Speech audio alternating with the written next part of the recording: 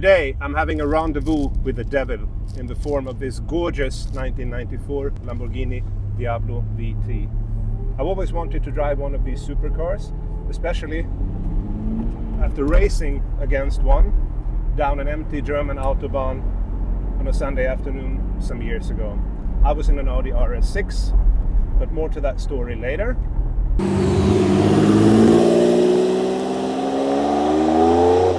Despite my 6'4", I sit comfortably in the car.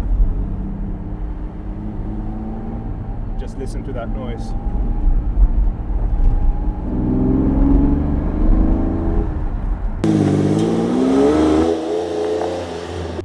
In this car, you're no longer along the country road.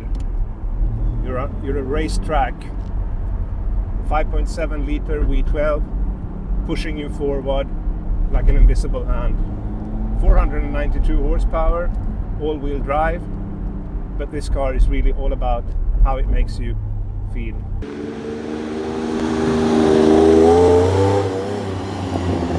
It's amazing how contemporary the Diablo still looks. Would you believe that this car is almost 30 years old? Of course, it's the master himself, Marcello Gandini, who designed this successor to the outrageous Countach. Now, development of the Diablo had started earlier, but in 1987, Chrysler bought the company, and the main brief of management was that the car should have a top speed of 200 miles per hour, which it did. Much of what you don't see, the chassis layout, was carried over from the Countach, but heavily modified. So all systems were newly developed, but keeping the same basic architecture. It's a steel space frame, aluminum body, unequal length double wishbones, front and rear with anti-roll bars. But the main thing is, of course, the glorious V12 that is basically the same design since 1963. When the car came out, it had 5.7 liters and 492 horsepower. You could have it with four-wheel drive for the first time, with a Wisco clutch that transferred 25% to the front wheels. This is one of these cars, it's a VT, and there were plenty of other models that came out later with up to 6 liter capacity and almost 600 horsepower, also race versions. But I think that the purity of this basic design is really outstanding. So earlier I told you the story that I was actually racing against a Diablo down an empty German autobahn some years ago on a Sunday afternoon. Now I was driving an Audi RS6 Plus. My boss at Audi at the time asked me if I could take the car back to Germany for him, which I was obviously very happy to do. And we crossed the border in Austria, came into Germany, and there was this Diablo in front of me. It was pulling away when the speed limit was lifted, and I just thought, let's see if I can try to keep up with my RS6 Plus. And I could keep up pretty well with the Diablo. It was a very fun experience. We drove for a couple of kilometers like this. Then the Diablo turned off to the right, and he was waving to me and doing the thumbs up. I thought that he probably felt that Lamborghini was in good hands with the new owners at Audi. Audi bought the company in 1998.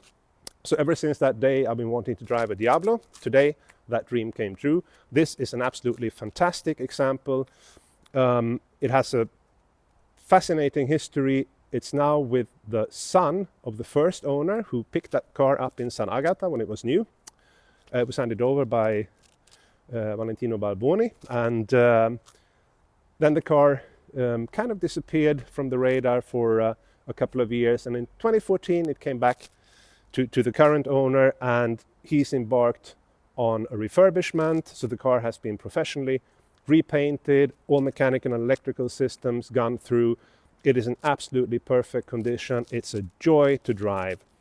Now, nothing can really prepare you for the experience of Diablo.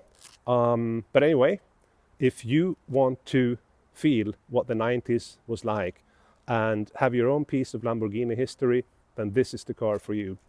It actually has 60,000 miles on the clock, but I would much prefer a car like this because it's been driven and taken care of. You know the old story where people say that Porsche drivers brag about how many miles they have on their car, Lamborghini and Ferrari owners, how few. I think that this is the perfect car. They're meant to be driven and enjoyed. The only thing you probably don't want to do with it is parallel parking on a very busy street. Okay, I hope you've enjoyed this journey with our beautiful 1994 Lamborghini Diablo VT. Do let us know what you think, and we look forward to hearing from you soon again. Ciao.